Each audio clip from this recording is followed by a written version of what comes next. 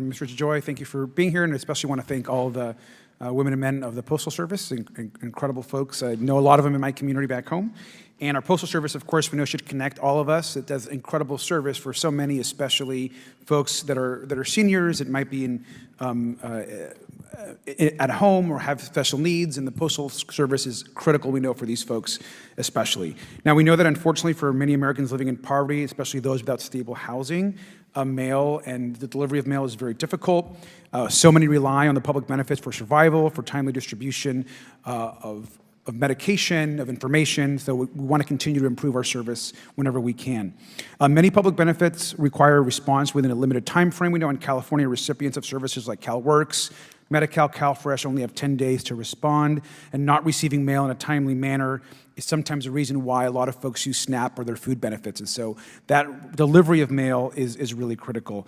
For people who cannot afford access to a P.O. box, the General Delivery Service is the only way that they can access essential mail, including food benefits, health insurance, housing vouchers, and more. Now, the issue of mail accessibility is especially critical, and there's two issues that I wanted to bring up to you, sir. I hope that you would work with our office to help address. We know that there are barriers to voting disproportionately for folks that are unhoused, that might be immigrants, or folks that may not have direct access to mail. And I've seen this firsthand in the city of Avalon. And Avalon is a city in California that's on Catalina Island, a very small community, and like some other rural communities across the country, they don't have home delivery. This community operates on a P.O. box system, which has led to Avalon residents struggling for years to access mail-in ballots and to be accurately counted on U.S. Census forms. I just wanted to flag this one issue, Mr. DeJoy. Do you and your team agree to help work with us on these Avalon concerns? The council there, the community, this is their top issue with mail delivery. They're having concerns, so I wanted to flag that for you.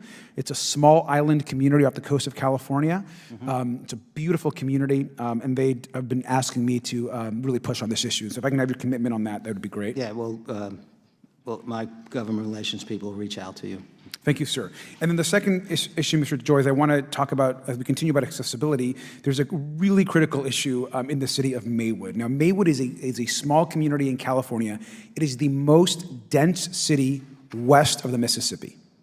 It is a largely immigrant population, many Spanish speakers.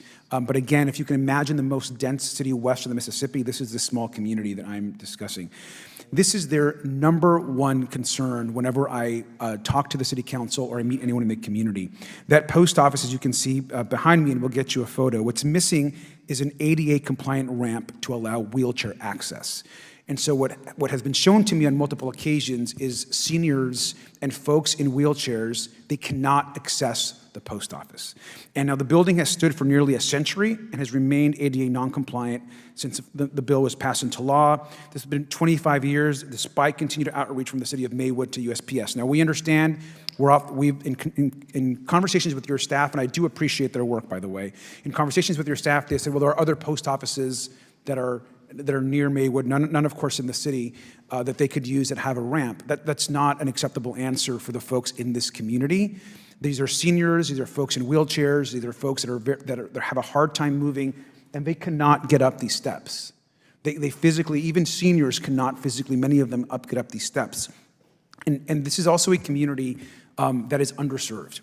And so I just wanted you to know that within the city of Maywood, this is their number one request of me as their federal representative is, can you please get us an ADA ramp for the post office? So I just wanted you to know that, and if Mr. DeJoy, I can have just a commitment. Your team, essentially, the impression we've received has been, we can't help, and we're compliant with, within the law. I don't find that to be an acceptable answer. Mr. DeJoy? Yeah, so we will take a look at it. I mean, it was a good pitch, so we'll take a look. Thank you. I figured since you'd be here, I'd give you this pitch for these folks, and I'll tell you that they will be very excited if you're able to help them. Lastly, just real briefly, I know that we have a long-standing commitment with our veterans. The post office has traditionally had a great relationship with veterans. I know that we've seen a reduction of veterans within Postal Service work. Do you want to maybe know why that is, and what is our long-standing commitment to veterans in this country as it relates to the USPS? So, I mean, historically, veterans have been a significant part of of our workforce. And it still is a significant part of our workforce. I believe we have over 70,000 veterans in the workforce. This type of, the economy is changing, society is changing, the number of veterans is changing, and the type of work is